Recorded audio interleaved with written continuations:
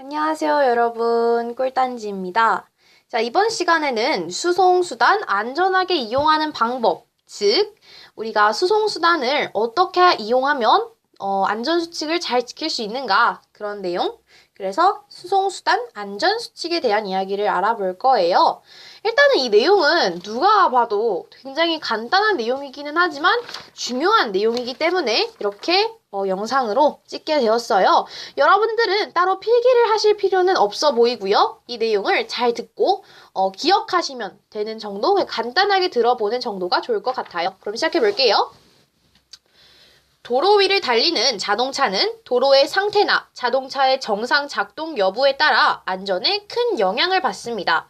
따라서 안전한 운전 습관을 가지고 교통 법규를 지킬 뿐만 아니라 사고 발생에 대한 대처 방안을 익혀서 미리미리 위험에 대비할 필요가 있는 것이죠. 특히 자전거나 오토바이와 같이 이륜 수송 수단들은 균형을 잃기가 쉽고 외부 충격에 그대로 노출되어 있습니다. 외부 충격에 그대로 노출되어 있다는 말은 자동차 같은 거는 이제 문이 있고 그 안에 들어가서 운전자가 운전을 하는 형식이라면 이륜 수송수단들은 바로 인간이 바로 올라타서 타는 수송수단들이기 때문에 훨씬 더 그 사고 시에 더 빠르고 더 큰 부상으로 이어질 수가 있기 때문에 더더욱 안전하게 운행해야 합니다. 또한 안전 중에서 대중교통수단은 여러 사람들이 함께 이용하고 그 이동 속도가 굉장히 빠르기 때문에 사고가 나면 엄청난 인명피해가 발생할 수 있습니다. 따라서 안전수칙을 지켜 사고를 예방하고 사고가 발생하면 신속하게 대처해야겠죠. 자, 안전띠를 꼭 착용해야 하는 것, 이거부터 시작입니다. 자, 우선 안전띠를 착용하면 사고 발생 시 탑승자가 받는 그 충격을 분산하고 차량 내부에서의 부딪힘, 차량 외부로 튕김 등을 방지할 수가 있기 때문에 사고 피해를 최소화할 수 있습니다. 따라서 모든 도로에서 전자석 안전띠 착용을 의무화하고 있습니다. 자, 그리고 제한 속도를 준수해야겠죠. 우리가 제한 속도를 이제 자동차를 운전하다 보면 옆에 이렇게 표지판으로 세워져 있는 경우도 있어요. 그 속도를 준수해야 합니다. 그리고 도로에서는 장난을 치면 안 되겠죠. 도로에서 장난을 치다가 인도와 차도 사이에는 가림 막 같은 게 따로 존재하지 않는 경우가 대부분입니다. 그 사이에 인도와 차도는 한 끗 차이기 때문에 바로 인명피해가 날 수도 있는 위험한 그런 곳이기 때문에 최대한이면 안쪽으로 걷는 것이 중요합니다. 자, 다음 교통신호를 지켜야겠죠. 교통신호는 우리가 약속한 법규이기 때문에 교통법규이기 때문에 이거는 의무적으로 지켜줘야 하는 내용이에요. 그래서 안 지키지 않는다면 벌금까지 가하게 되죠. 길을 걸을 때 휴대전화를 사용하면 안 됩니다. 요즘에는 휴대전화도 문제지만 이어팟 아니면은 버즈, 이어폰 요런 종류들도 상당히 문제가 있다고 합니다. 뭐 뉴스에서도 접할 수 있겠지만 청각적으로 인지를 하지 못할 때 더 큰 위험이 발생할 수도 있어요. 그래서 차량의 경적 같은 소리나 자동차가 오는 소리 같은 걸 우리가 듣고 더 빠르게 대처를 할 수 있는데 아예 무방비 상태에서 그렇게 길을 건너다 보면은 위험한 상황이 발생할 수 있다는 거죠. 자, 무단횡단 당연히 하면 안 되겠고요. 자, 사고 차량 밖으로 나와서 20m 이상 떨어진 안전한 곳으로 대피해야 합니다. 자, 그리고 안전모와 안전보호구를 착용하고 자전거를 타야겠죠. 뭐 자전거뿐만 아니라 킥보드, 뭐 아니면은 보드 이런 것들도 무조건 안전모와 안전보호구를 착용해야 합니다. 자, 버스 안전수칙 보겠습니다. 줄을 따라 질서 있게 기다리고 차례대로 승차해야 합니다. 버스 안에서 장난치거나 돌아다니면 안 되겠죠. 또한 창문 밖으로 손이나 머리, 물건을 내놓으면 안 됩니다. 하차 시 좌우를 확인하고 차례대로 내려야 합니다. 제가 아는 선생님 분께서 한 분이, 그러니까 저희 학교 선생님이 아니라 따로 보는 선생님이 계신데 그 선생님께서 이제 내려가다가 약간 부딪힌 거예요. 버스에서 내리다가. 그래가지고 다쳤던 분이 계세요. 지금은 괜찮으시지만 어쨌든 그 위험하다는 거. 자, 그리고 사고 대처 방안에 대해서 알아보겠습니다. 차 안에서 화재가 발생한다면 큰 소리로 외쳐서 그 안에 있는 승객들에게 화재 발생 사실을 알려야 합니다. 사고가 발생하면 사고 차량 밖으로 신속히 나온 뒤 차와 멀리 떨어진 안전한 곳으로 이동해야 하는데요. 최소 20m 이상. 이렇게 생각해 주시면 되겠습니다. 문으로 내리기 어려운 경우에는요, 버스 안에는 비상 탈출용 망치가 있습니다. 그래서 들어갈 때 그 망치의 위치가 어디 있는가 확인하고 가면 더 좋겠죠? 그 망치를 이용해서 창문을 깨고 탈출해야 합니다. 기왕이면, 그러니까 창문을 깰 때도 창문의 모서리 쪽을 강타하는 것이 더 잘 깨진다고 하네요.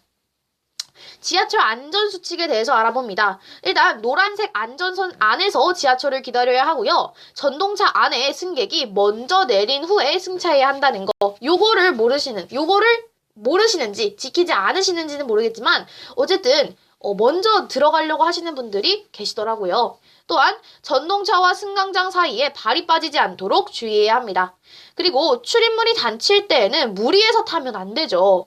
이 버스 같은 경우에는 운전자가 볼 수가 있습니다. 그래서 대부분이면 열어주긴 하는데 지하철은 많은 문이 한 번에 닫혔다가 한 번에 열리는 형식이기 때문에 그렇게 그냥 닫혀버립니다. 그 상태에서. 그래서 무리해서 타면 안 된다는 사실. 자, 화재 발생 시에는요, 비상용 버저를 눌립니다. 그래서 승무원에게 연락을 하게 되고요. 전동차 안에는 소화기가 비치되어 있습니다. 그 소화기를 이용해서 불을 끄면 되겠죠? 자, 출입문이 열리지 않을 경우에는요, 출입문 옆에 비상 개폐 장치 덮개를 열고 레버를 당긴 후에 수동으로 문을 열 수가 있게 되어 있습니다. 자, 그리고 안전문에 있는 비상 레버를 쭉 밀어버리고 탈출해 주시면 되겠습니다. 이렇게 해서 우리는요, 육상수송수단을 안전하게 이용하는 방법에 대해서 알아보았고요. 다음은 해상수송수단을 안전하게 이용하는 방법에 대해서 알아보겠습니다.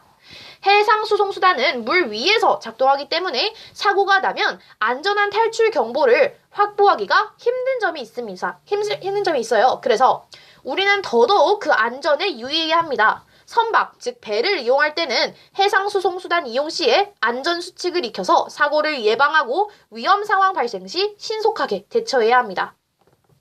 일단 들어올 때 그 배가 우리가 배를 맨날 타는 게 아니잖아요. 보통 지하철이나 버스, 자가용 같은 경우에는 우리가 거의 자주 접하는 그러한 수송수단이기 때문에 이 구조가 어떻게 위치되어 있는지는 평소에도 많이 봤을 겁니다. 하지만 배나 비행기 같은 경우에는요, 우리가 그거를 맨날 타고 다니는 게 아니죠. 그래서 좀 어색할 수 있고요. 나가는 문이 어딘지 모를 수가 있습니다. 따라서 우리는 그 배의 구조를 파악하는 게 가장 먼저입니다. 또한 비상용 장비가 어디 있는가 그거를 확인해 줘야 하고요. 그 비상용 장비의 사용법을 익혀 놓아야 합니다. 그리고 계단 같은 경우에는요, 안전하게 이동해야 하고요. 하선할 때는 주의해서 내려가야 합니다. 이 선박을 탔을 때 위험 징후들이 있습니다. 첫 번째, 선체에서 큰 소리가 나거나 충격이 느껴졌을 때, 이때 좀 위험하다는 걸 느끼시면요, 바로 탈출하시면 되겠고요. 두 번째, 선체가 기울어서 제자리로 돌아오지 못할 때, 보통 배가 출렁출렁하는 경우는 있어요. 파도 때문에. 그런데 그 배가 갑자기 기울어서 다시 돌아오질 않아요. 그러면 어딘가 걸린 겁니다. 그거 확인해 주시면 되겠고요. 갑작스러운 정전이나 엔진 정지 후 오랫동안 안내방송이 없을 때, 그리고 원인을 알 수 없는 냄새가 날 때, 보통은 이게 기름 냄새일 경우가 많아요. 그래서 좀 제대로 신경 써주셔야 한다는 거. 자, 위험 상황이 발생하면 비상벨을 누르거나 큰 소리를 내어서 사고를 알려야 합니다. 그리고 승무원의 안내에 따라 최대한 질서를 유지하면서 구명조끼를 착용하고 구조를 기다려야겠죠. 가능한 한 선실에서 벗어나 탈출이 쉬운 갑판으로 이동해야 합니다. 침몰 시 선체가 기우는 그 반대 방향의 높은 쪽으로 대비해야 하고요. 탈출할 경우 체온 유지를 위하여 옷을 최대한 많이 껴입은 다음에 구명조끼를 그 위에 입고 신발을 벗은 후에 물로 뛰어들어야 합니다. 다음 이제는 항공수송수단을 안전하게 이용하는 방법에 대해서 알아보는 시간 가지도록 할게요. 비행기는 공중에서 빠른 속도로 이용하는 수송수단으로서 사고 발생 시 대형 사고로 이어질 가능성이 높아요. 자, 우리가 항공수송수단을 배웠을 때 이 내용을 확인했었죠? 자, 네, 여기 있습니다. 그 추진력, 양력, 저항력, 중력 중에서 어느 한 가지가 강해지거나 약해짐에 따라서 비행기의 고도와 속력이 바로 달라질 수가 있다고 했어요. 그만큼 굉장히 위험한 그러한 수송수단이 되겠는데요. 특히 비행기가 이륙할 때, 뜰 때나 착륙할 때 그때는 가장 위험한 순간이기 때문에 우리는 기 안전수칙을 준수해야 합니다. 만약 그 위험 상황이 발생하게 된다면 안내 방송에 따라서 질서 있고 침착하게 행동하여 피해를 최소화해야겠죠. 안전띠는 자동으로 여러분들이 착용해 주셔야 하고요. 비상용 장비가 어디 있는지 확인해야 합니다. 비행기를 타면요. 그 사용법을 어떻게, 그러니까 위급 상황 때 어떻게 우리가 대처해야 되는가 알려주거든요. 그때 보통 많은 사람들이 귀를 기울이지 않습니다. 우리는 그때 제대로 보고 이미지 트레이닝이라고 하죠. 이미지 트레이닝을 하면서 내가 딱 비상 상황이 났을 때는 신속하게 이렇게 해야겠다라는 것을 익혀두면 좋습니다. 또한 안내 방송에 따라야 하는데요. 보통 우리가 이륙할 때나 착륙할 때는 앞에 우리 식판같이 뭔가 판이 내려오잖아요. 그 판을 덮어달라고 합니다. 또한 그 좌석을 지금은 잠시 뒤로 젖히지 말아주세요 라고 하거든요. 그 이유가 이륙이나 착륙할 때가 가장 위험한 순간이기 때문이에요. 만약에 앞에 있는 판이 내려와 있으면 일어날 때 불편함을 느낄 수가 있고요. 의자가 뒤로 되어 있으면 뒤에 있는 승객이 나올 때 힘들 수가 있습니다. 이러한 거 생각해 주시면 되겠고요. 전자기기 사용을 자제해야 합니다. 그래서 우리 비행기 모드라는 거 있잖아요. 그런 거 생각해 주시면 되겠어요. 자, 우리가 생명의 시간 골든타임이라고 이야기하는 게 있습니다. 골든타임은 사고나 사건에서 인명을 구조하기 위한 그 초반에 아주 중요한 시간을 말하거든요. 각 시간마다 어떻게 어떤 시간이 걸리는가, 어떠한 일이 생기는가 이걸 좀 보도록 할게요. 자, 90초는요. 기체에서 불이 나서 폭발하기까지의 시간입니다. 즉 폭발하기까지 90초 정도가 걸린다고 해요. 우리는 그때 최대한 멀리 20m 이상 멀리 도망가야 합니다. 자, 4분. 뇌 손상을 막기 위한 최소한의 시간. 자, 4분이 지나면 뇌가 손상된다 해요. 정말 심하면 정지까지 간다고 합니다. 자, 5분. 화재는 5분 내에 대처가 이루어지지 않으면 급격히 확산된다고 하니까 우리는 그 5분 동안 산소를 차단시켜준다던가 이러한 행동을 해야 합니다. 자, 30분. 이제 선박, 배가 침몰했을 때 초기 인명 구조의 가장 중요한 시간. 자, 우리 세월호 침몰 사건이 기억나실까요? 그때도 이 30분의 가장 중요한 시간에 정말 최선을 다해서 임했으면 아마 사상자가 그렇게 많이 나오지는 않았을 거다라는 이야기가 나오죠. 자, 1시간. 자, 심한 외상이라는 것은 바깥의 상처예요. 그 심한 외상 후 1시간 내에 응급수술이 이루어지지 않으면 생존의 가능성이 급격히 감소한다고 합니다. 그러면 우리는, 이 사이렌이 울리는 이제 구급차 같은 경우에는요, 우리가 차를 비켜줘야 하잖아요. 그죠? 그거를 좀 이렇게 1시간 안에 못 가면 심각한 생존의 가능성이 급격히 감소한다 하니까 빨리빨리 비켜줘야 한다는 거죠. 자, 항공수송수단 이제 이용 시 사고가 발생하면 어떻게 대처해야 되는가에 간단하게 알아보겠습니다.